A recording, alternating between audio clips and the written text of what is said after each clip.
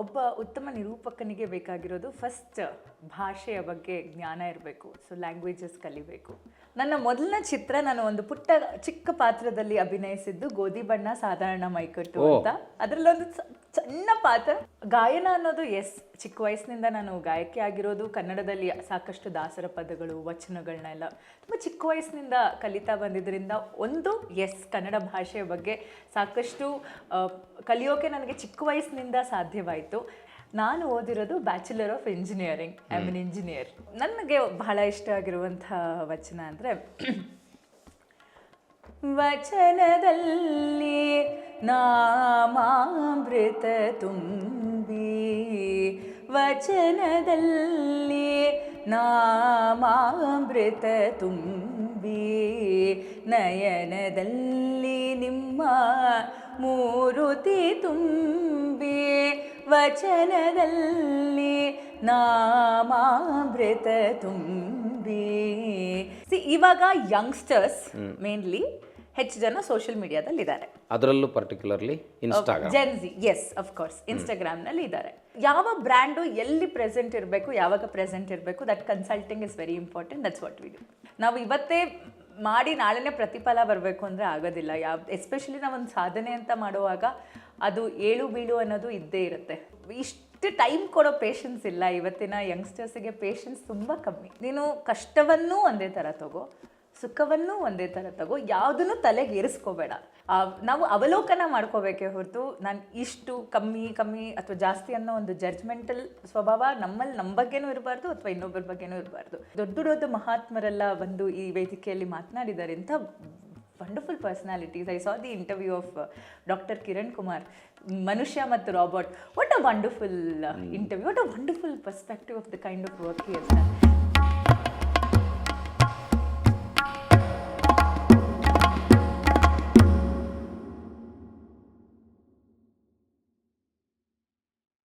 ಆತ್ಮೀಯರೇ ನಮಸ್ಕಾರ. ಶರಣಾರ್ಥಿ. ನಮ್ಮ ಬದುಕಿನ ಹುಡುಕಾಟದಲ್ಲಿ ಅನೇಕ ಸಂದರ್ಭಗಳಲ್ಲಿ ಪ್ರತಿಭೆಗಳು ನಮ್ಮ ಕಣ್ಣಿಗೆ ಬೀಳುವುದು ಸಹಜ. ಆದರೆ ಹಾಗೆ ಕಣ್ಣಿಗೆ ಬಿದ್ದ ಸಿಕ್ಕ ಪ್ರತಿಭಾವಂತರ ಗುಣಧರ್ಮ ಹೇಗಿದೆ, ಮನೋಧರ್ಮ ಹೇಗಿದೆ ಅನ್ನೋದು ಕೂಡ ಅಷ್ಟೇ ಮುಖ್ಯ ಆಗ್ತದೆ. ಈ ಹಿನ್ನೆಲೆಯಲ್ಲಿ ಬೆಂಗಳೂರಿನ ಕಾರ್ಯಕ್ರಮವೊಂದರಲ್ಲಿ ಭೇಟಿಯಾದ ಯುವತಿ ಅಂಜಲಿ ರಾಮಚಂದ್ರ ಬಹುಮುಖ ಪ್ರತಿಭೆಯ ವ್ಯಕ್ತಿತ್ವ. ನಟನೆ, ನೃತ್ಯ, ಹಾಡುಗಾರಿಕೆ, ನಿರೂಪಣೆ ಹೀಗೆ ಒಬ್ಬ ಪ್ರತಿಭಾ ಸಂಪನ್ನರಿಗೆ ಇರಬೇಕಾದ ಎಲ್ಲ ಅರ್ಹತೆಗಳನ್ನು ಹೊಂದಿದ ಆಕರ್ಷಕ ಯುವತಿ. ಅವರು ತಮ್ಮ ಬದುಕಿನ ಅನೇಕ ಸಾಧನೆಗಳನ್ನು, ತಾವು ಅನುಭವಿಸಿದ ಪಯಣವನ್ನು ನಮ್ಮೊಂದಿಗೆ ಹಂಚಿಕೊಳ್ಳಲಿದ್ದಾರೆ. ನಾನು ಅವರನ್ನು ವಚನವಾಹಿನಿಯ ಪರವಾಗಿ ಸ್ವಾಗತಿಸ್ತೇನೆ. ನಮಸ್ಕಾರ. ನಮಸ್ಕಾರ ಸರ್. ಅಂಜಲಿ, ನಿರೂಪಣೆ ಕೂಡ ಈಗ ಒಂದು ಉದ್ಯಮವಾಗಿ ಬೆಳೆದಿದೆ. Anchoring is also an industry. ಒಬ್ಬ ಉತ್ತಮ ನಿರೂಪಕರಿಗೆ ಇರಬಹುದಾದ ಅರ್ಹತೆ ಏನು? ನಿಮಗೆ ಅದು ಯಾಕೆ ಸಾಧ್ಯ ಆಯಿತು? ಒಬ್ಬ ಉತ್ತಮ ನಿರೂಪಕನಿಗೆ ಬೇಕಾಗಿರೋದು ಫಸ್ಟ್ ಭಾಷೆಯ ಬಗ್ಗೆ ಜ್ಞಾನ ಇರಬೇಕು. ಸೊ ಲ್ಯಾಂಗ್ವೇಜಸ್ ಕಲಿಬೇಕು. ಸೊ ಅಟ್ಲೀಸ್ಟ್ 2-3 ಲ್ಯಾಂಗ್ವೇಜಸ್ ಕಲಿಯೋದು ಬಹಳ ಮುಖ್ಯ ಆಗುತ್ತೆ. ಒಂದು and presentability, to be presentable. So ಇವಾಗ ಯಾವುದೋ ಒಂದು ಕಾರ್ಯಕ್ರಮದಲ್ಲಿ ನಿರೂಪಣೆ ಮಾಡಬೇಕು ಅಂದಾಗ ಆ ಕಾರ್ಯಕ್ರಮಕ್ಕೆ ಎಷ್ಟು ವಿಜೃಂಭಣೆ ಇರುತ್ತೆ. ಆ ವಿಜೃಂಭಣೆಗೆ ಒಂದು ತಿಲಕಪ್ರಾಯದಂತೆ ನಾವಿರಬೇಕು ಅಂದರೆ ನಿರೂಪಕರು ಬಹಳ ಪ್ರೆಸೆಂಟಬಲ್ ಆಗಿರಬೇಕು. ಲ್ಯಾಂಗ್ವೇಜ್ ಬಗ್ಗೆ ಹೋಲ್ಡ್ ಇರಬೇಕು ಮತ್ತು ತುಂಬ ಓದಬೇಕು. ಸೊ ಟು ರೀಡ್ ಕಂಟಿನ್ಯೂಸ್ಲಿ, ಹೊಸ ವಿಚಾರಗಳನ್ನು ತಿಳ್ಕೋಬೇಕು. ಅದನ್ನು ನಮ್ಮ ಕೆಲಸದಲ್ಲಿ ನಾವು ಮಾಡುವಂತಹ ಕಾರ್ಯಕ್ರಮಗಳಲ್ಲಿ, ಆ ನಿರೂಪಣೆಯಲ್ಲಿ ಅದನ್ನು ಅಳವಡಿಸ್ಕೋಬೇಕು. ಸಾಂದರ್ಭಿಕವಾಗಿ ಬಳಸಲಿಕ್ಕೆ ಓದಬೇಕು. ಪ್ರಪಂಚದಲ್ಲಿ ಈಗ ನಡೀತಿರುವಂತಹ ವಿದ್ಯಮಾನಗಳ ಬಗ್ಗೆ ತಿಳ್ಕೋಬೇಕು. ಆ ಅರಿವಿರಬೇಕು. And most importantly I feel as an anchor time sense ಅನ್ನೋದು. ಈಗ ಒಂದು ವೇದಿಕೆ ಮೇಲೆ ಕಾರ್ಯಕ್ರಮ ನಾವು ನಿರೂಪಣೆ ಮಾಡ್ತಾ ಇದ್ದೀವಿ ಅಂದರೆ ಯಾವ ಟೈಮ್ನಲ್ಲಿ ಎಲ್ಲಿ ಪಾಸ್ ತಗೋಬೇಕು, ಎಷ್ಟು ಮಾತನಾಡಬೇಕು, ಎಷ್ಟು ಬೇರೆ ಗೆಸ್ಟ್ಗಳಿಗೆ ಮಾತನಾಡಲಿಕ್ಕೆ ಬಿಡಬೇಕು, ನಮ್ಮ ಒಂದು ಮಾತು ಎಷ್ಟಿರಬೇಕು, ಆ ಒಂದು ಅಂಡರ್ಸ್ಟ್ಯಾಂಡಿಂಗ್ ಬಹಳ ಮುಖ್ಯ ಆಗುತ್ತೆ. ಈ ಭಾಷಾ ಶುದ್ಧತೆ ವಿಷಯಕ್ಕೆ ಬಂದಾಗ ಬೆಂಗಳೂರಿನ ಭಾಷೆ, ಇಂಗ್ಲೀಷ್ನ ಪ್ರಭಾವದ ಮಧ್ಯೆ ಈ ಭಾಷಾ ಶುದ್ಧತೆ ಇರಂಗಿಲ್ಲ. ಆದರೆ ನೀವೊಬ್ಬರು ಗಾಯಕಿ ಆಗಿರೋದ್ರಿಂದ ಭಾಷಾ ಶುದ್ಧತೆ ಸಾಧ್ಯ ಆಯಿತು ಹೇಗೆ? ಗಾಯನ ಅನ್ನೋದು ಚಿಕ್ಕ ವಯಸ್ಸಿನಿಂದ ನಾನು ಗಾಯಕಿ ಆಗಿರೋದು ಕನ್ನಡದಲ್ಲಿ ಸಾಕಷ್ಟು ದಾಸರ ಪದಗಳು ವಚನಗಳನ್ನೆಲ್ಲ ತುಂಬ ಚಿಕ್ಕ ವಯಸ್ಸಿನಿಂದ ಕಲಿತಾ ಬಂದಿದ್ದರಿಂದ ಒಂದು ಕನ್ನಡ ಭಾಷೆಯ ಬಗ್ಗೆ ಸಾಕಷ್ಟು ಕಲಿಯೋಕೆ ನನಗೆ ಚಿಕ್ಕ ವಯಸ್ಸಿನಿಂದ ಸಾಧ್ಯವಾಯಿತು. ಯಾಕೆಂದರೆ ಬೆಂಗಳೂರಿನಂತಹ ನಗರ ಒಂದು ಕಾಸ್ಮೋಪಾಲಿಟನ್ ನಗರದಲ್ಲಿ ಕನ್ನಡವನ್ನು ಅಷ್ಟು ಅಚ್ಚುಕಟ್ಟಾಗಿ ಮಾತನಾಡೋರು ಬಹಳ ಕಮ್ಮಿ ಆಗಿಬಿಟ್ಟಿದ್ದಾರೆ ಈಗ, let's be honest about it. ಆದರೆ ನಮ್ಮ ಒಂದು ಪರಿಸರ ಏನಿದೆ ಅಲ್ಲಿ ಒಂದು ಕಲಾವಿದರ ಒಂದು ಜೊತೆಯಲ್ಲಿ ಇದ್ದಿದ್ದರಿಂದ ಭಾಷೆನ ಚಿಕ್ಕ ವಯಸ್ಸಿನಿಂದ ಕನ್ನಡ ಭಾಷೆ ಅದು ಹಾಗೆ ಬಂತು ಜೊತೆಯಲ್ಲಿ. ಬೇಸಿಕ್ ಕ್ವಾಲಿಫಿಕೇಷನ್ ಏನು ನಿಮ್ಮದು? ನಾನು ಓದಿರೋದು bachelor of engineering. I am an engineer. ನೋಡಿ, ಭಾಳ ಜನ ಇಂಜಿನಿಯರ್ಗಳು ಈ ಕ್ರಿಯೇಟಿವ್ ವರ್ಲ್ಡ್ಗೆ ಬರಲಿಕ್ಕೆ ಕಾರಣ ಏನು?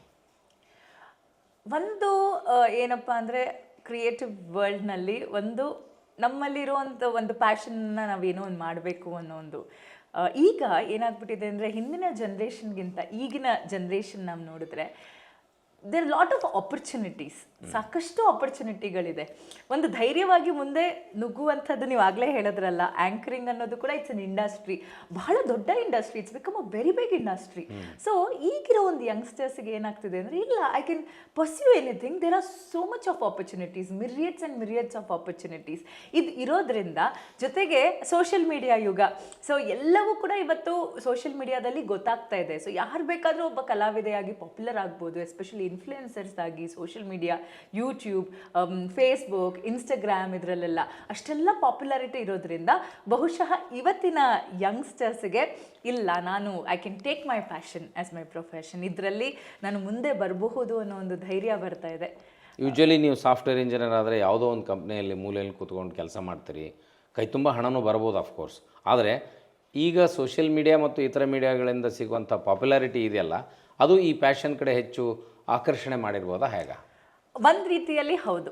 ಈಗ ನಾವು ಕಲಾ ಜಗತ್ತಿಗೆ ಬರ್ತಿರುವಂಥ ಪ್ರತಿಭೆಗಳನ್ನು ನೋಡಿದ್ರೆ ಒಂದು 3-4 ವರ್ಷ ಈ ಇನ್ಸ್ಟಾಗ್ರಾಮ್ ಎಲ್ಲ ಯಾವಾಗ ಹೆಚ್ಚಾಯಿತು, ಇನ್ನು ಹೆಚ್ಚು ಮಂದಿ ಯಾವುದ್ಯಾವುದೋ ಕರ್ನಾಟಕದ ನಾನಾ ಭಾಗಗಳಲ್ಲೆಲ್ಲ ಕಲಾವಿದರಿದ್ದಾರೆ. ಕರ್ನಾಟಕದ ನಾನಾ ಭಾಗಗಳಷ್ಟೇ ಅಲ್ಲ, ಪ್ರಪಂಚದಲ್ಲಿ ಉದ್ದಕಲಕ್ಕೂ ಕೂಡ ಎಷ್ಟೆಲ್ಲ ಕಲಾವಿದರಿದ್ದಾರೆ. ಅವರಿಗೆಲ್ಲ ಒಂದು ಪ್ಲ್ಯಾಟ್ಫಾರ್ಮ್ನ ಕೊರತೆ ಇತ್ತು. ಅವರಲ್ಲಿ ಏನೋ ಒಬ್ಬರು ಸಂಗೀತ ಚೆನ್ನಾಗಿ ಹಾಡ್ಬೋದು, ಒಬ್ಬರು ನೃತ್ಯ ಚೆನ್ನಾಗಿ ಮಾಡಬಹುದು, ಪೇಂಟಿಂಗ್ ಚೆನ್ನಾಗಿ ಮಾಡ್ಬೋದು, ಒಬ್ಬ ಉತ್ತಮ ವಾಗ್ಮಿ ಆಗಿರ್ಬೋದು, ಮಾತನ್ನು ಚೆನ್ನಾಗಿ ಆಡಬಹುದು, ಅಥವಾ ಅವನಿಗೆ ಬಿಸ್ನೆಸ್ ಬಗ್ಗೆ ನಾಲೆಜ್ ಇರ್ಬೋದು, ಬೇರೆ ಇನ್ನೇನೋ ಬಗ್ಗೆ ನಾಲೆಜ್ ಇರ್ಬೋದು. ಬಟ್ ಅವಾಗೆಲ್ಲ ಏನು ಆಗ್ತಿತ್ತು ಅಂದರೆ ಪ್ಲ್ಯಾಟ್ಫಾರ್ಮ್ಸ್ನ ಕೊರತೆ ಇತ್ತು.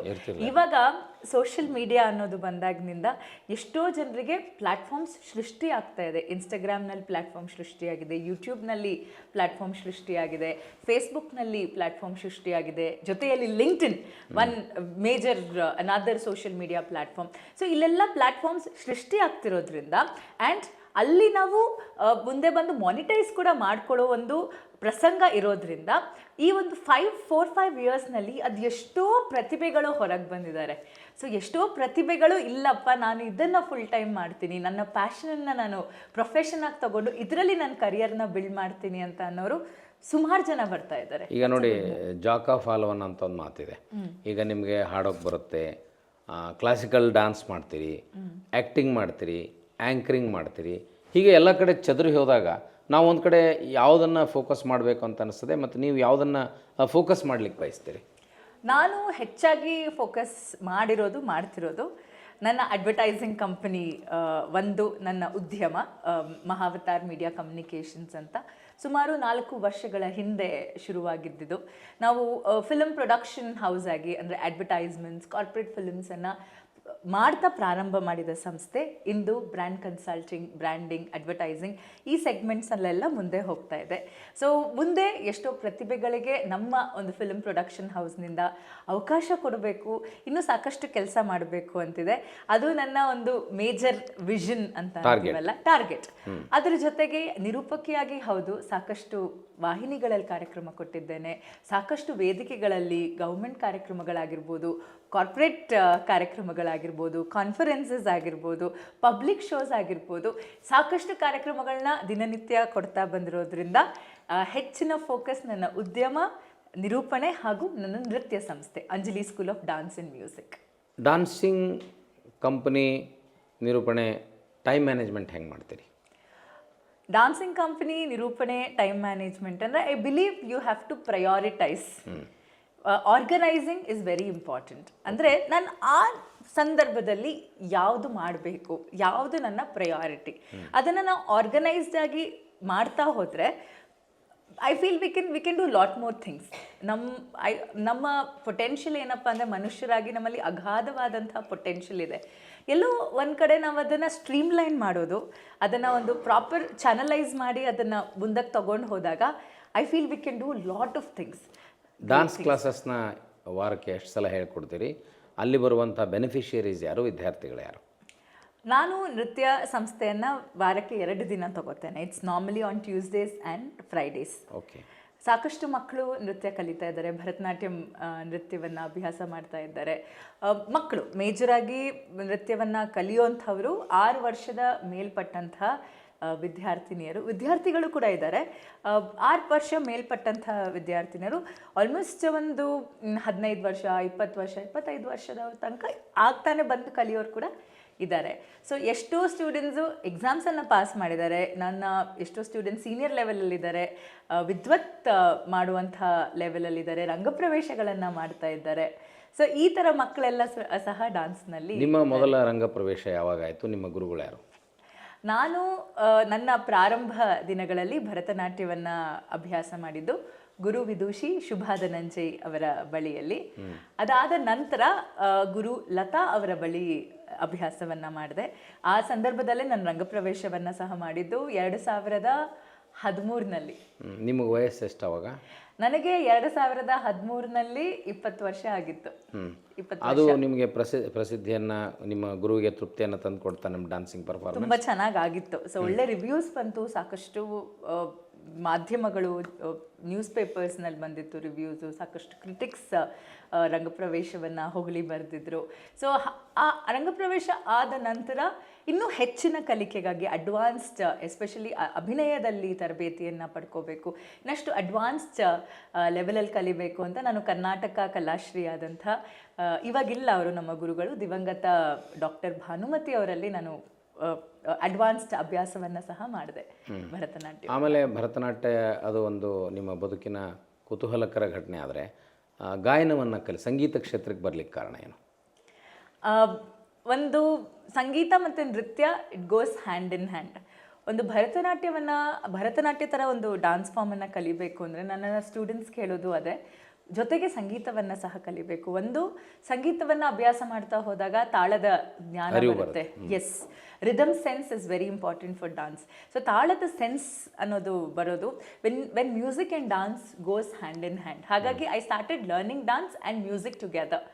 2ನೇ ಕ್ಲಾಸ್ನಲ್ಲಿದ್ದಾಗ ಪ್ರಾರಂಭ ಮಾಡಿದ್ದು, hand in hand both music and dance. ಈ ಸಂದರ್ಶನದಲ್ಲಿ ನಾವು ನೀವು ಡಾನ್ಸ್ ಮಾಡ್ತೀರಿ ಅಂತ ಹೇಳಿದ್ರೆ ಡಾನ್ಸ್ ಮಾಡ್ಸೋಕ್ಕಾಗಲ್ಲ, ಆಮೇಲೆ ಇಲ್ಲಿ ಆ್ಯಂಕರಿಂಗ್ ಮಾಡ್ತೀರಿ ಅಂತ ಕೇಳಿದ್ರೆ ಆ್ಯಂಕರಿಂಗ್ ಮಾಡೋಕ್ಕಾಗಲ್ಲ.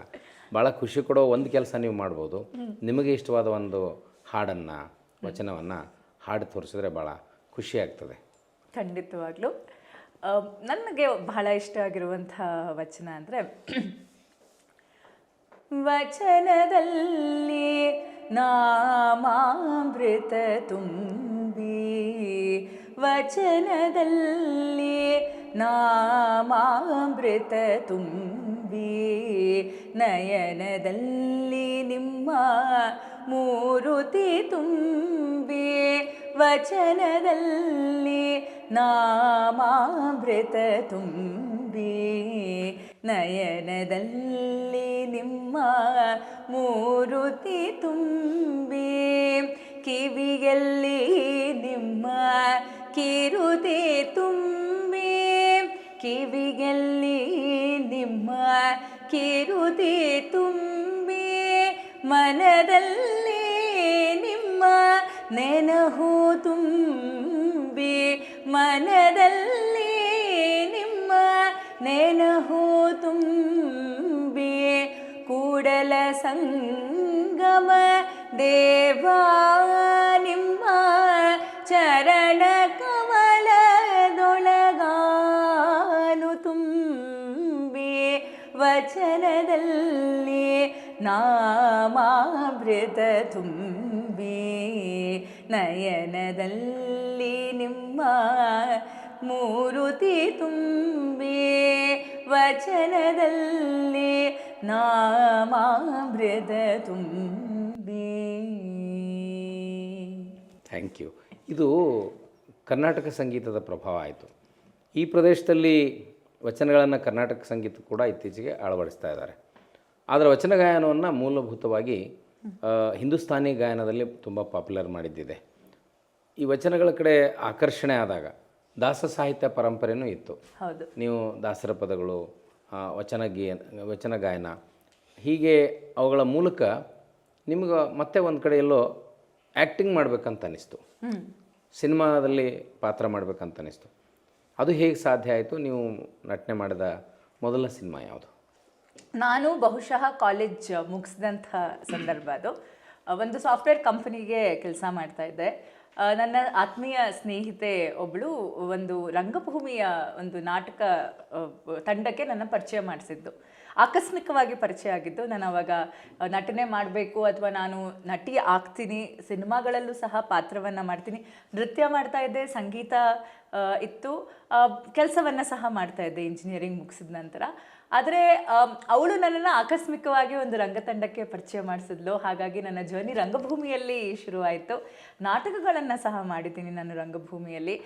ಸಾತ್ವಿಕ ರಂಗಪಯಣ ಅನ್ನುವಂಥ ರಂಗತಂಡದ ಜೊತೆಗೆ ನಾಟಕ ಮಾಡಿದ್ದೆ. ಪ್ರವರ ಆರ್ಟ್ ಸ್ಟುಡಿಯೋಸ್ ಎನ್ನುವ ಸಂಸ್ಥೆ ಜೊತೆಗೆ ನಾಟಕ ಮಾಡಿದ್ದೆ. ಸೊ ಹಾಗೆ ನಾಟಕವನ್ನು ಮಾಡ್ತಾ ಮಾಡ್ತಾ ನನ್ನ ಮೊದಲನೇ ಚಿತ್ರ, ನಾನು ಒಂದು ಚಿಕ್ಕ ಪಾತ್ರದಲ್ಲಿ ಅಭಿನಯಿಸಿದ್ದು ಗೋಧಿ ಬಣ್ಣ ಸಾಧಾರಣ ಮೈಕಟ್ಟು ಅಂತ. ಅದರಲ್ಲೊಂದು ಸಣ್ಣ ಪಾತ್ರ, ಒಂದು ರಿಸೆಪ್ಷನಿಸ್ಟ್ ಕ್ಯಾರೆಕ್ಟರ್ ಅಲ್ಲಿ ಬಂದು ಹೋಗಿದ್ದು ಪಾತ್ರ. ಅದು ನನ್ನ ಫಸ್ಟ್ ಟೈಮ್ ಕ್ಯಾಮ್ರಾ ಫೇಸ್ ಮಾಡಿ. ಒಳ್ಳೆ ಸಿನಿಮಾದಲ್ಲೇ ಬಂದಿದ್ದೀರಿ. ಫಸ್ಟ್ ಟೈಮ್ ಕ್ಯಾಮ್ರಾ ಫೇಸ್ ಮಾಡಿದ್ದು. ಅದಾದಮೇಲೆ ಕಿರುಗುರಿನ ಗಯ್ಯಾಳಿಗಳಲ್ಲೂ ಸಹ ಒಂದು ಸಪೋರ್ಟಿಂಗ್ ಪಾತ್ರವನ್ನು ಮಾಡಿದೆ. ರನ್ ಆಂಟೋನಿ ಚಿತ್ರ, ವಿನಯ್ ರಾಜ್ಕುಮಾರ್ ಅವರ ಸ್ನೇಹಿತೆಯಾಗಿ ಒಂದು ಸಪೋರ್ಟಿಂಗ್ ಪಾತ್ರವನ್ನು ಮಾಡಿದೆ. ಅದಾದಮೇಲೆ ದಿನೇಶ್ ಬಾಬು ಅವರ ನನಗಿಷ್ಟ ಅನ್ನೋ ಒಂದು ಕನ್ನಡ ಚಿತ್ರದಲ್ಲಿ ಎರಡನೇ ನಾಯಕಿಯಾಗಿ ಅಭಿನಯ ಮಾಡಿದೆ. Manoratha was my first film as main lead, ನಾಯಕಿಯಾಗಿ ಮಾಡಿದ್ದು. ಅದಾದಮೇಲೆ ಸ್ವಚ್ಛ ಕರ್ನಾಟಕ ಅಂತ, ಅದು ಬ್ಯಾಂಗ್ಳೂರ್ ಇಂಟರ್ನ್ಯಾಷನಲ್ ಫಿಲ್ಮ್ ಫೆಸ್ಟಿವಲಲ್ಲಿ, ಸಾಕಷ್ಟು ಫಿಲ್ಮ್ ಫೆಸ್ಟಿವಲ್ಸಲ್ಲಿ ಸ್ಕ್ರೀನ್ ಆಯಿತು. ಅದರಲ್ಲೂ ಮುಖ್ಯ ಭೂಮಿಕೆಯಲ್ಲಿ ಅಭಿನಯ ಮಾಡಿದ್ದು. ಈಗ ಒಂದು ಚಾಲೆಂಜಿಂಗ್ ಪಾತ್ರ ನಿಮ್ಗೆ ಏನಾರು ಸಿಕ್ತು ಅಂತ ಅನಿಸ್ತು? ಯಾಕಂದರೆ ಅಲ್ಲಿ ರೆಕಗ್ನಿಷನ್ ಭಾಳ ಲೇಟ್ ಆಗ್ತದೆ ಆ್ಯಕ್ಟಿಂಗ್ನಲ್ಲಿ, ಭಾಳ ಕಾಂಪಿಟೇಷನ್ ಇರೋದರಿಂದ, ವಿಶಾಲವಾದ ಕ್ಷೇತ್ರ ಇರೋದರಿಂದ. ಹಾಗೆ ಮತ್ತೆ ಯಾವುದಾರ ಚಾಲೆಂಜಿಂಗ್ ಇಷ್ಟವಾಗೋ ಪಾತ್ರ ನಿಮಗೆ ಸಿಗ್ತಾ ಇದೆ ಆದಮೇಲೆ? ಅದಾದಮೇಲೆ ಈಗ ಬಹಳ ರೀಸೆಂಟಾಗಿ ಕೂಷ್ಮಾಂಡ ರೂಪ ಅಂತ ಇನ್ನೊಂದು ಕನ್ನಡ ಚಿತ್ರವನ್ನು ಮಾಡಿದೆ. It's also feature film. ಒಂದು ಬೋಲ್ಡ್, ಸ್ಟ್ರೇಟ್ ಫಾರ್ವರ್ಡ್ ಆಗಿರುವಂಥ ಹುಡುಗಿಯ character. Pretty challenging kind of role. ಚೆನ್ನಾಗಿದೆ, ಡಿಫ್ರೆಂಟ್ ಕೈಂಡ್ ಆಫ್ ರೋಲ್. ಅದು ಈಗ ನಾನು ಮಾಡಿದಂತಹ ಚಿತ್ರ. ಹೌದು, ಇನ್ನೂ ಚಾಲೆಂಜಿಂಗ್ ಆಗಿರುವಂಥ ಒಳ್ಳೆ ಪಾತ್ರಗಳನ್ನ ಮಾಡಬೇಕು ಅಂತ ಇದೆ. So looking for those right opportunities. ನೀವು ಆ ಸೆಲೆಬ್ರಿಟಿ ಸ್ಟೇಟಸ್ ಬಂದಿರೋದು as an actor, singer, dancer, ನಿಮ್ಮ ಡಿಜಿಟಲ್ ಮಾರ್ಕೆಟಿಂಗ್ ಕಂಪ್ನಿಗೆ ಅದು ಯಾವ ರೀತಿ ಪೂರಕವಾಗಿ ಕೆಲಸ ಮಾಡಲಿಕ್ಕೆ ಸಾಧ್ಯ ಆಗ್ತದೆ? ತುಂಬಾ. They say if you want to build a brand, a company as a brand, you should parallelly build your personal brand. Okay. ನಮ್ಮ ಪರ್ಸ್ನಲ್ ಬ್ರ್ಯಾಂಡ್ನ ನಾವು ಬಿಲ್ಡ್ ಮಾಡೋದು ಬಹಳ ಮುಖ್ಯ ಆಗುತ್ತೆ. That will actually add to your company's building. So ನಾನು ನಿರೂಪಕಿಯಾಗಿ ಸಾಕಷ್ಟು ಕಂಪನೀಸ್ ಜೊತೆ ಕೆಲಸ ಮಾಡಿದ್ದೀನಿ. ಅದೆಷ್ಟೋ ಕಂಪನೀಸು ನಮ್ಮ ಕ್ಲೈಂಟ್ಸ್ ಆಗು ಕೂಡ ಇದ್ದಾರೆ. So they all working with us in different projects, different domains. ಅಂದರೆ ನಿರೂಪಣೆ ಆಗಿರ್ಬೋದು, ಈ ನೃತ್ಯ ಆಗಿರ್ಬೋದು, ನಟನೆ ಆಗಿರ್ಬೋದು, it's also become a visiting card to my company. When you become celebrity it adds more. ನಿಮ್ಮನ್ನೆಲ್ಲ ನೋಡಿರ್ತಾರೆ, ವಿಜುವಲ್ ಆಗಿರ್ತೀರಿ. ಅದನ್ನು ಸೋಷಿಯಲ್ ಮೀಡಿಯಾದಲ್ಲಿ ಬಳಸ್ಕೊಂಡಿದ್ದ ರೀಚ್ ಹೇಗಿದೆ? ಚೆನ್ನಾಗಿದೆ. I keep uploading. ಸೊ ನಾನೇನು ಕೆಲಸ ಮಾಡ್ತೀನಿ ಅದನ್ನೆಲ್ಲ ಸೋಷಿಯಲ್ ಮೀಡಿಯಾದಲ್ಲಿ.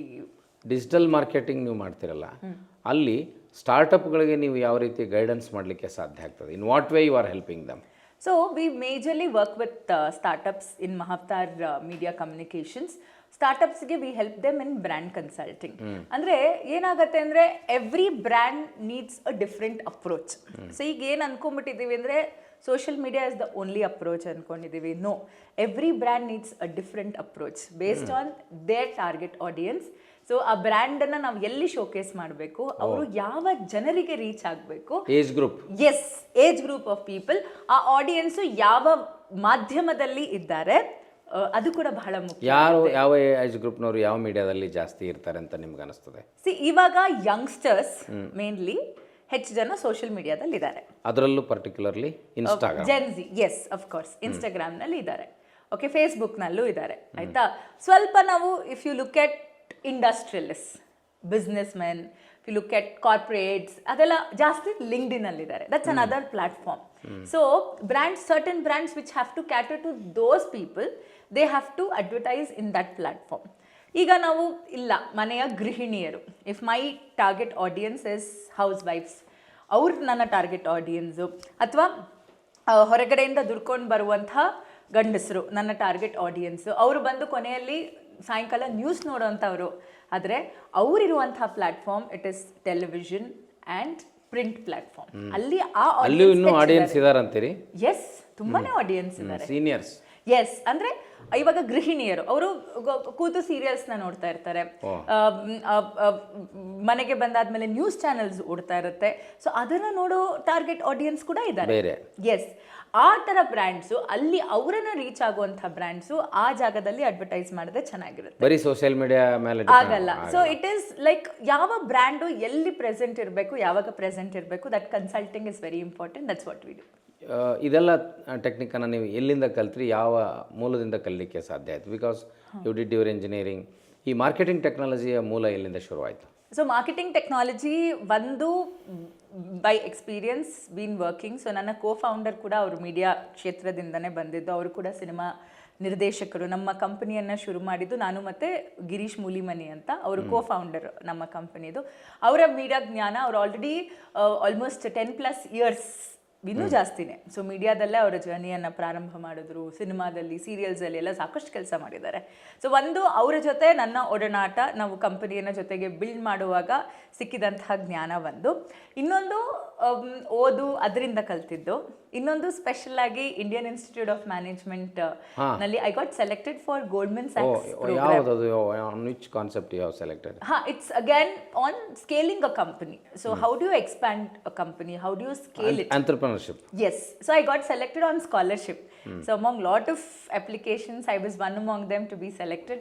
And ಅಲ್ಲಿ ಕಲ್ತಿದ್ದು ಅದು ತುಂಬಾನೇ ನಾಲೆಜನ್ನು ಕೊಡ್ತು. ಮೈ perspectives changed.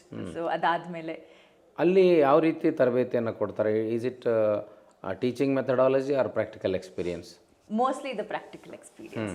So they'll give you about on-ground experience. What should you do as a business owner?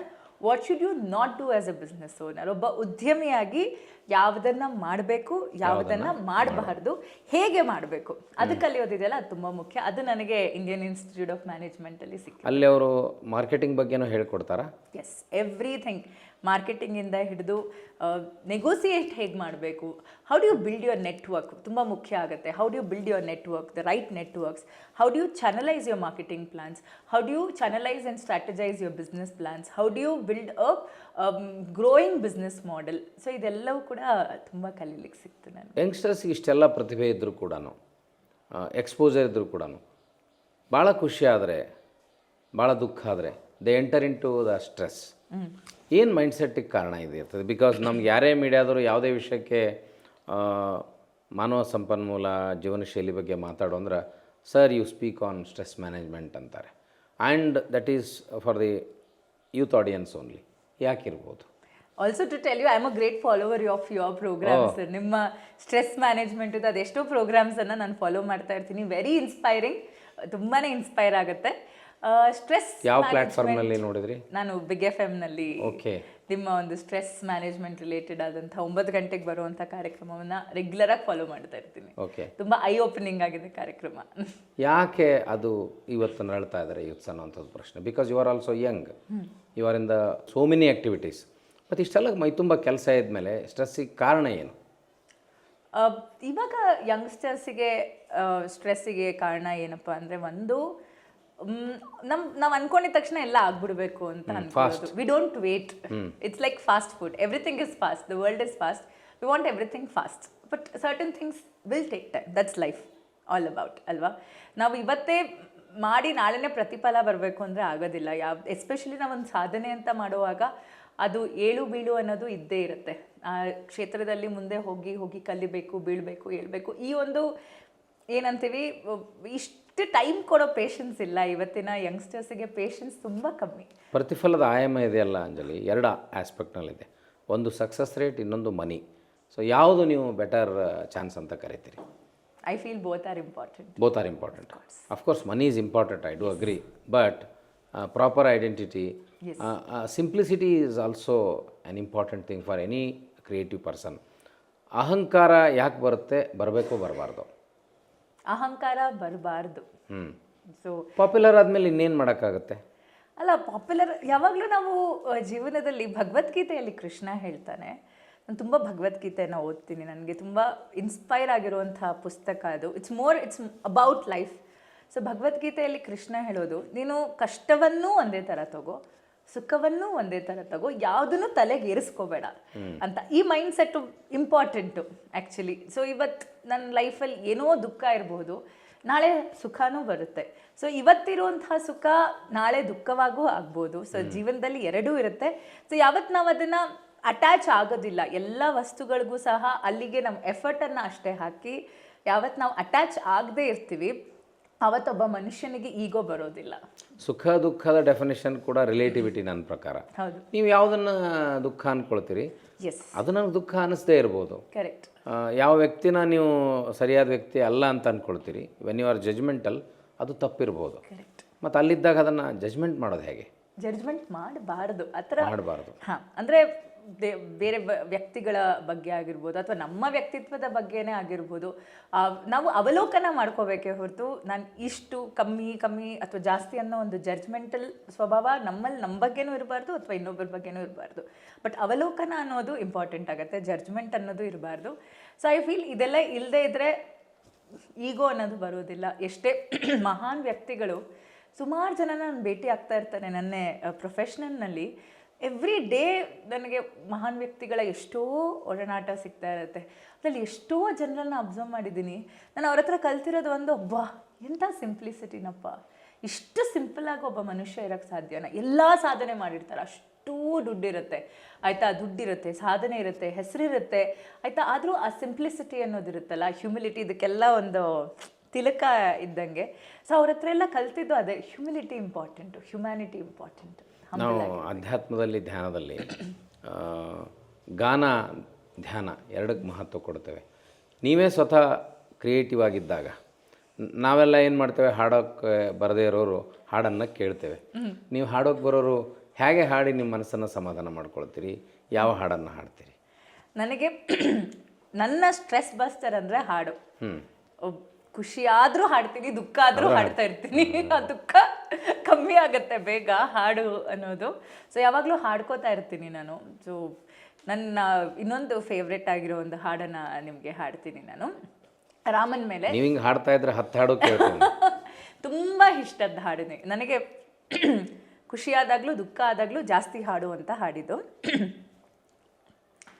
ಪಿಬರೆ ರಾಮರಸಂ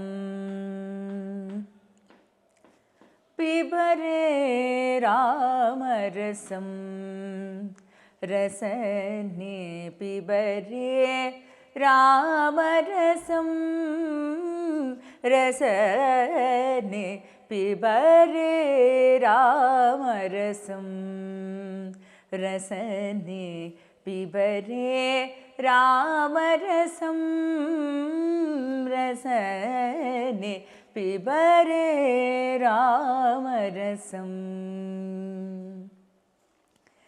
ದೂರೀಕೃತ ಪಾತಕ ಸಂಸರ್ಗಂ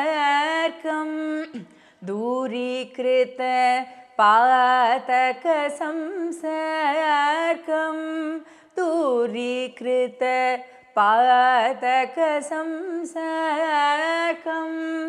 ದೂರಿತ ನಾನವಿಧ ಫಲವರ್ಗಂ ಪಿಬರೆ ರಾಮರಸಂ ರಸನೆ ಪಿಬರೆ ರಾಮರಸಂ ರಸನೆ ಪಿಬರೆ ರಾಮರಸಂ. ಜನನ ಮರಣ ಭಾಗ್ಯ ಶೋಕವಿದೂರಂ ಜನನ ಮರಣ ಭಾಗ್ಯ ಶೋಕವಿದೂರಂ ಜನನ ಮರಣ ಭಾಗ್ಯ ಶೋಕವಿದೂರಂ ಸಕಲ ಶಾಸ್ತ್ರ ನಿಗಮಾಗಮಸಾರಂ ಪಿಬರೆ ರಾಮರಸಂ ರಸನೆ ಪಿಬರೆ ರಾಮರಸಂ ರಸನೆ ಪಿಬರೆ ರಾಮರಸಂ ಪರಮಹಂಸ ವಚನಾಮೃತಸಾರಂ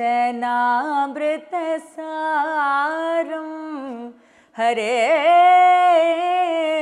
ಹರೇ ಹರೇ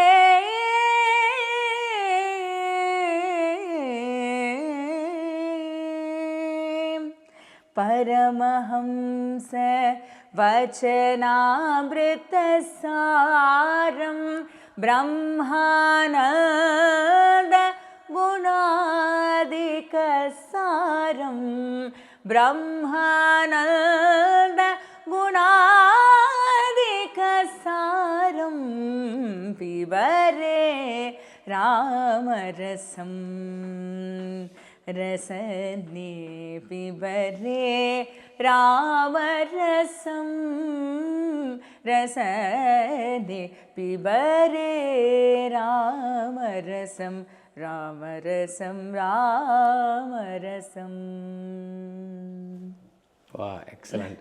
ನಮ್ಮಲ್ಲಿ ಒಂದು ಮಾತಿದೆ, ನಿಮಗೆ ತುಂಬ ಖುಷಿಯಾದಾಗ ಅದರ ಸಂಗೀತ ಅರ್ಥ ಆಗುತ್ತೆ, ದುಃಖ ಆದಾಗ ಲಿರಿಕ್ಸ್ ಅರ್ಥ ಆಗುತ್ತೆ ಅಂತ.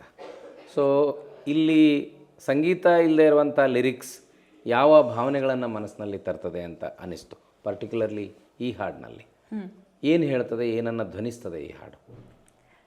ಅಂದರೆ ಯಾವುದೇ ಸಂದರ್ಭದಲ್ಲೂ ಸಹ ರಾಮನ ಧ್ಯಾನ ಮಾಡು, ಅಂದರೆ ಶ್ರೀಮನ್ನಾರಾಯಣ ಆ ಭಗವಂತನ ಧ್ಯಾನ ಮಾಡು ಎನ್ನುವಂಥದ್ದು ಎಲ್ಲವನ್ನ ಅದು ಜನನ ಮರಣ ಭಾಗ್ಯ ಶೋಕವಿದೂರಂ ಆ ಸ್ಮರಣೆ ಮಾಡ್ತಾ ಹೋದಾಗ ಜನನ ಮರಣದ ಭಯ ಅದ ಶೋಕವೇ ಹೋಗುತ್ತೆ ಅಂತ. ಜನನ ಮರಣದ ಭಯ ಏನೇ ಭಯ ಇದ್ರೂ ಕೂಡ ಸಕಲ ಶಾಸ್ತ್ರ ನಿಗಮಾಗಮ ಸಾರಂ ಎಲ್ಲ ಶಾಸ್ತ್ರಗಳ ಒಂದು ಜ್ಞಾನ ನಾಮದ ಸ್ಮರಣೆಯಲ್ಲಿ ಸಿಗುವಂಥದ್ದು. ಮತ್ತು ಪರಮಹಂಸ ವಚನಾಮೃತ ಸಾರಂ, ಪರಮಹಂಸ ಅಂದರೆ ಭಗವಂತ, ಬ್ರಹ್ಮಾನಂದ ಗುಣಾದಿಕ ಸಾರಂ, ಅದಕ್ಕಿಂತ ಆನಂದ ಬೇರೆ ಯಾವುದಿದೆ ಎನ್ನುವುದು. ಸೊ ಅದು ಈ ಒಂದು ನೋಡಿ, ಇವತ್ತಿನ ಕಾಲದಲ್ಲಿ ನಾವು ಎಲ್ಲ ಸಾಧನೆಗಳನ್ನ ಮಾಡ್ತೀವಿ, ಏನೇನೋ ಕಲಿತೀವಿ, ಅಲ್ಟ್ರಾ ಮಾಡರ್ನ್ ಯುರೋಪಿಯನ್ ಕಲ್ಚರ್ ಎಲ್ಲ ಹೇಳ್ತೇವೆ. ಆದರೆ ಆಧ್ಯಾತ್ಮನ ಅರ್ಥ ಮಾಡಿಕೊಂಡು ಸಂಗೀತವನ್ನು ಅಭ್ಯಾಸ ಮಾಡೋದಕ್ಕೂ ಸೆಲೆಬ್ರಿಟಿ ಸ್ಟೇಟಸ್ಗೆ ಹೋಗೋದಕ್ಕೂ ತುಂಬ ಸೂಪರ್ಫಿಷಿಯಲ್ ಆಗೋದಕ್ಕೂ ವ್ಯತ್ಯಾಸ ಇದೆ ಅಂತ ನಿಮ್ಮ ಹಾಡನ್ನು ಕೇಳಿದಾಗ ನನಗನ್ನಿಸ್ತದೆ. So this kind of seriousness is also required ಅಂತ ಹೇಳ್ತೀರಾ ನೀವು? ಹೌದು. ಯಾವ ವಿಷಯದಲ್ಲಿ? ಆಧ್ಯಾತ್ಮ ಅನ್ನೋದು ಸಂಗೀತದಲ್ಲಿ, ನೃತ್ಯದಲ್ಲಿ, ಜೀವನದಲ್ಲಿ ಮುಖ್ಯ. ಒಂದು ಅರ್ಥ ಮಾಡ್ಕೊಂಡು ಜೀವನವನ್ನು ನಡೆಸೋದು, I feel it's called graceful living. Yes. So grateful living and graceful living. So ಜೀವನವನ್ನು ನಡೆಸುವಂಥ ರೀತಿ. ಸೊ ಅದು ನಾವು ಒಂದು ಆಧ್ಯಾತ್ಮಿಕವಾದಂತಹ ಚಿಂತನೆಯನ್ನು ಅಳವಡಿಸ್ಕೊಂಡ್ರೆ you somewhere as a personality your persona changes. As a personality you grow for better. ಡಾನ್ಸರ್ಸ್ಗೆ ಒಂದು ಪ್ರಸಂಗ ಹೇಳ್ತಾರೆ. ಒಬ್ಬ ಡಾನ್ಸರ್ ತನ್ನ ತಲೆ ಮೇಲೊಂದು ಕೊಡಾನ ಹೊತ್ಕೊಂಡು ಡ್ಯಾನ್ಸ್ ಮಾಡ್ತಾ ಇರ್ತಾಳೆ. ಆ ಡ್ಯಾನ್ಸನ್ನು ನೋಡ್ತಾ ಇರಬೇಕಾದಾಗ ನಮಗಾಕಿ ಭಾಳ ಸುಂದರವಾಗಿ ಕಾಣ್ತಾಳೆ. ನಮ್ಮ ದೃಷ್ಟಿಕೋನ, ದೃಶ್ಯ ಎಲ್ಲ ಅವಳ ಸೌಂದರ್ಯದ ಮೇಲೆ ಇರ್ತದೆ. ಆದರೆ ಆಕೆಯ ಮನಸ್ಥಿತಿ ತಾನು ಸೌಂದರ್ಯವನ್ನು ಪ್ರದರ್ಶನ ಮಾಡ್ತಾ ಇದ್ದೀನಿ ಅನ್ನೋದಕ್ಕಿಂತಲೂ ಯಾವುದ್ರ ಮೇಲೆ ಇರ್ತದೆ ಅಂತ ಹೇಳ್ತಾರೆ, ತಲೆ ಮೇಲೆ ಇಟ್ಕೊಂಡಿರುವಂಥ ಕೊಡ ಬೀಳಬಾರ್ದು, ಅಂದರೆ ಅಲ್ಲಿ ಅಹಂಕಾರ ನೆತ್ತಿಗೆ ಏರಿದ್ರೆ ಕೊಡ ಬಿದ್ದು ಬಿಡುತ್ತೆ ಅಂತ ಹೇಳ್ತಾರೆ. ಸೊ ಹಾಗಾಗಿ ಆ್ಯಸ್ ಎ ಡಾನ್ಸರ್ ಆ ಕಾನ್ಸಂಟ್ರೇಷನ್ ಡಾನ್ಸಿಂಗ್ ಪರ್ಫಾರ್ಮೆನ್ಸ್ ಬಗ್ಗೆ ನಿಮಗೆ ಯಾವ ತಾದಾತ್ಮ ಭಾವನೆ ಇದೆ?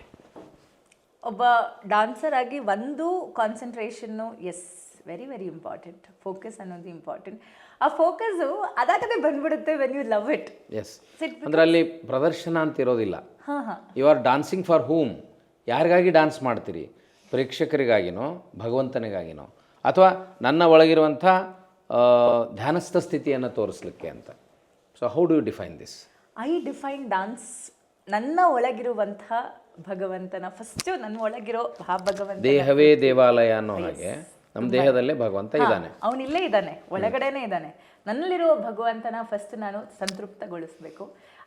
ಆಗ ಆ ಭಗವಂತ ಒಳಗಿರೋನು ಹೊರಗಿರೋನು ಇಬ್ಬನು ಒಂದೇ. ಅಹಂ ಬ್ರಹ್ಮಾಸ್ಮಿ ಶಿವೋಹಂ ಅಂತೀವಿ. ನಮ್ಮಲ್ಲಿ ಭಗವಂತ ಇದ್ದಾನೆ, ಆ ಭಗವಂತನೇ ಇಲ್ಲಿದ್ದಾನೆ. ಅವನನ್ನು ನಾವು ತೃಪ್ತಿಪಡಿಸ್ಬೇಕು ಫಸ್ಟ್, ಅವನಿಗೋಸ್ಕರನೇ ಮಾಡಬೇಕು. ಸೊ ನನ್ನ definition of dance or definition of music has always been, I tell this to my students, ಯಾರೋ ಒಂದು 10 ಜನ ನೋಡ್ತಾರೆ ಅಂತ ಡಾನ್ಸ್ ಮಾಡಬೇಡ.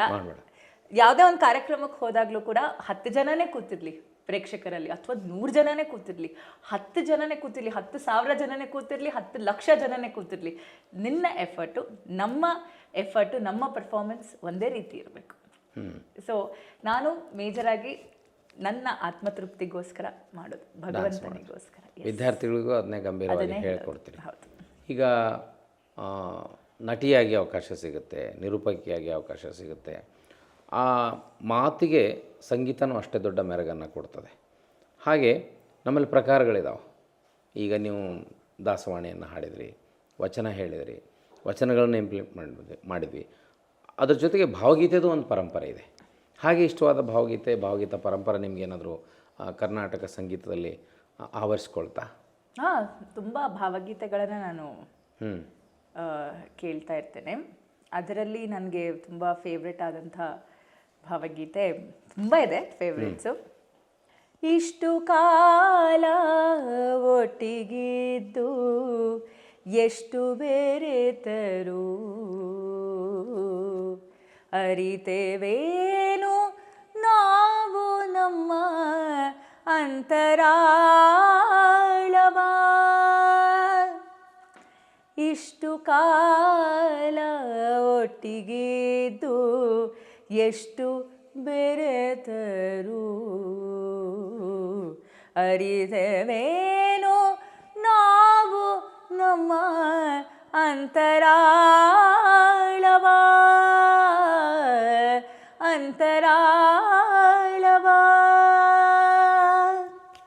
ನೋಡಿ, ಎಲ್ಲ ಕ್ಷೇತ್ರದಲ್ಲಿದ್ದು ಎಲ್ಲವನ್ನ ಬ್ಯಾಲೆನ್ಸ್ ಮಾಡುವಂಥ ಮನೋಧರ್ಮ ಇದ್ದಾಗ ಎಲ್ಲಿಯಾದರೂ ಒಂದು ಕಡೆ ಯಶಸ್ಸು ಸಿಗುತ್ತೆ, ನಾವು ನೆಲೆ ನಿಲ್ತೇವೆ.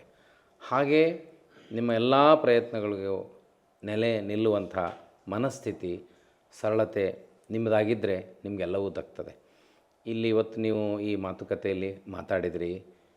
You spoke about science and technology, importance of social media, ಹಾಗೆ ತುಂಬ ಗಂಭೀರವಾಗಿರುವ ನೃತ್ಯ, ಕರ್ನಾಟಕ ಸಂಗೀತ ಎಲ್ಲವನ್ನು ಒಂದೇ ಪ್ಲ್ಯಾಟ್ಫಾರ್ಮ್ನಲ್ಲಿ have showcased everything except dancing. ಅಂತಹ ಒಂದು ಪ್ರತಿಭೆ ಇತರ ಇಂದಿನ ಯುವಕರಿಗೆ ಮಾರ್ಗದರ್ಶನ ಆಗಲಿ ಅನ್ನೋ ಕಾರಣಕ್ಕೆ ನಾನು ವಚನವಾಹಿನಿ ಪರವಾಗಿ ನಿಮ್ಮನ್ನು ಮಾತಾಡಿಸಿದ್ದು. I feel it's more relevant. So thank you a lot. ನಿಮಗೇನು ಅನ್ನಿಸ್ತದೆ? What you would like to say for youths viewers of our channel? ನನಗೆ ವಚನವಾಹಿನಿ ಮಾಡ್ತಿರೋ ಕೆಲಸ ಬಹಳ ಖುಷಿ ಆಗ್ತಾ ಇದೆ. ಒಂದು ಎಂಟರ್ಟೈನ್ಮೆಂಟ್ ಒಂದಾದರೆ, ಒಂದು ಆಧ್ಯಾತ್ಮಿಕವಾಗಿ ಬೇರೆ ಬೇರೆ ವಿಚಾರಗಳಲ್ಲಿ ವೈಜ್ಞಾನಿಕವಾಗಿ ಶೈಕ್ಷಣಿಕವಾಗಿ ವಿಕಸನಗೊಳ್ಳೋದು ಬಹಳ ಮುಖ್ಯ ಅಲ್ವಾ? ಸೊ ವಚನ ವಾಹಿನಿಯ ನಾನು ಎಷ್ಟೋ ಸಂದರ್ಶನಗಳನ್ನು ಕೇಳ್ತಾ ಬಂದಿದ್ದೀನಿ. ತುಂಬ ಚೆನ್ನಾಗಿದೆ.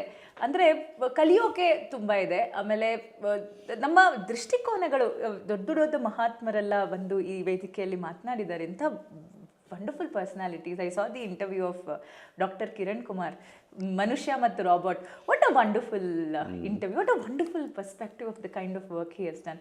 ಸೊ ಹಾಗೆ ಎಲ್ಲ ಕ್ಷೇತ್ರಗಳಲ್ಲೂ ಸಹ ನಾವು ನಮ್ಮನ್ನು ನಾವು ವೃದ್ಧಿ ಮಾಡ್ಕೊಳ್ಳೋಕ್ಕೆ ಈ ಚಾನಲ್ಲಿನ ಇಂಟರ್ವ್ಯೂಸು, ಈ ಚಾನಲಲ್ಲಿ ಬಂದಿರುವಂತಹ ಗೆಸ್ಟ್ಗಳು ಮಾತಾಡೋದು, ಇಟ್ಸ್ ರಿಯಲಿ ಇಂಟ್ರೆಸ್ಟಿಂಗ್. ನೀವು ಯುವಕರ ಸಾಲಿನಲ್ಲಿ ಬಂದು ನಿಂತು ನಮ್ಮಲ್ಲಿ ಮಾತಾಡಿದ್ದು. Kiran Kumar is the senior most man scientist. You are young and budding star. So ಈ ಥರದ ಕಾನ್ಸೆಪ್ಟ್ ಇರುತ್ತಲ್ಲ ಹೊಸ ಚಿಗುರು ಹಳೆ ಬೇರು ಕೂಡಿರಲು ಮರ ಮರ ಸೊಗಸು. ಸೊಗಸು. Thank you thank you. ತಮಗೆ ತುಂಬ ಧನ್ಯವಾದಗಳು. ನನ್ನನ್ನು ಈ ಒಂದು ವಾಹಿನಿಗೆ ಕರೆದು ನನ್ನ ಒಂದು ಸಂದರ್ಶನವನ್ನು ತಗೊಂಡ್ರಿ. I am really honoured. Thank you so much. Thank you. ಆತ್ಮೀಯರೇ, ಯುವಕರು ತಮ್ಮ ಮನಸ್ಥಿತಿಯನ್ನು, ಮನೋಧೋರಣೆಯನ್ನು ವ್ಯಾಪಾರೋದ್ಯಮದ ಜೊತೆಗೆ ಹೇಗೆ ಇಟ್ಕೋಬೇಕು ಅನ್ನೋದನ್ನು ಆಧ್ಯಾತ್ಮದ ನೆಲೆಯಲ್ಲಿ ಕಂಡ ಅಂಜಲಿ ಅವರಿಗೆ ನಾನು ವಾಹಿನಿಯ ಪರವಾಗಿ ಕೃತಜ್ಞತೆಗಳನ್ನು ಸಲ್ಲಿಸ್ತೇನೆ. It's really a kind of role model to other youths. Thank you one and all. ಶರಣಾರ್ಥಿ.